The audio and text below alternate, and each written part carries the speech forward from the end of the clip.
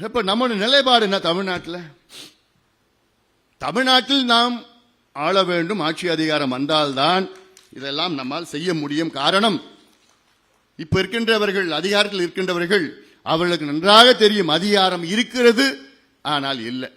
இந்த எஸ் பிரியா மாதிரி இருக்கு இல்ல இருக்கு இல்ல அப்படி யாரை ஏமாத்துறீங்க? முதலமைச்சர் சட்டமன்றத்துக்குள்ளே பேசுகிறார்,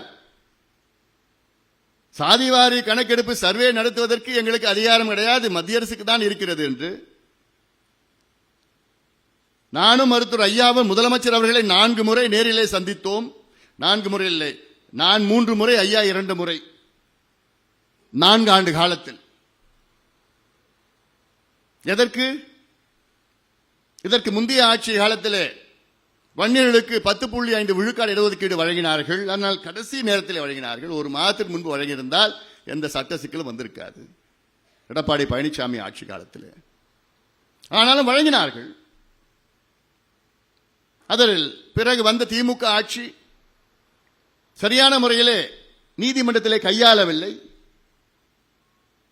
வாதங்கள் சரியான முறையில் வைக்காத காரணத்தால் சென்னை உயர்நீதிமன்ற மதுரை கிளை தடை செய்தது. உச்சநீதிமன்றம் சென்றோம்.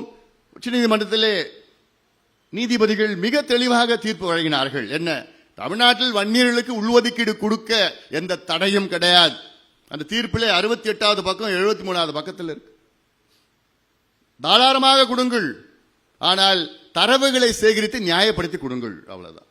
எந்த இடத்திலையும் உச்சநீதிமன்றம் தீர்ப்பில் தமிழ்நாட்டில் சாதிவாரி கணக்கெடுப்பு நடத்திய பிறகுதான் நீங்கள் வன்னியர்களுக்கு ஒதுக்கீடு கொடுக்கணும்னு தீர்ப்பில் எங்கேயுமே இல்லை. தமிழ்நாட்டில் வன்னியர்களுக்கு உள்ஒதுக்கீடு கொடுக்கணும்னா சாதிவாரி கணக்கெடுப்பு நடத்தணும்னு அவசியமே கிடையாது.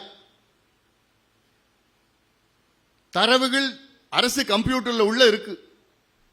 பட்டன் தட்டினா ஒரு நாள்ல தரவுகளை எடுத்துடலாம். ஆனா 4 வருஷமா பட்டன் தட்டாம முதலமைச்சர் காத்துட்டு இருக்கிறார். எதுக்கு காத்துட்டு இருக்கிறாருன்னு யாருக்கும் தெரியல.